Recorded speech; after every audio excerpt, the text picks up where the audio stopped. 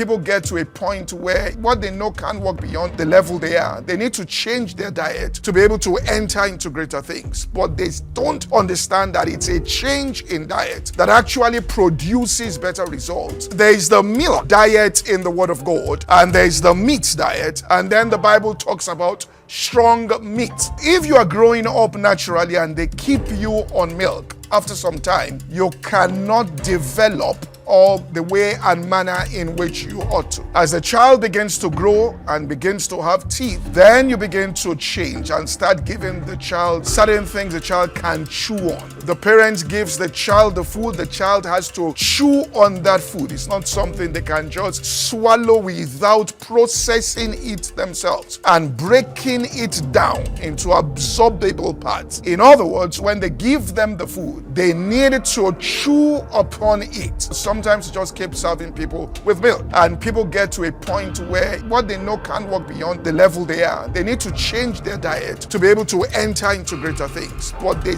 don't understand that it's a change in diet that actually produces better results. So they still insist that, look, everything should all be simple. When I say simple now, I don't mean complex, but just easy to absorb directly without me having to exercise my own self and think through on what I've heard. Paul said that I have not given you meat. I have fed you with milk and not with meat, for hitherto you were not able to bear it, neither yet are you now able. For the time when you ought to be teachers, you have need again that one teach you again the first principles of the oracles of God, and have become such as have need of milk and not of strong meat. So he speaks about a particular diet that they should have gotten to, which is strong meat. And therefore, when you are listening to the Word of God and you hear a message, you still have to go back and chew upon that message. Listen to it again. You cannot get every single thing just like that. There are certain aspects you may not even just readily understand. There's nothing wrong with that.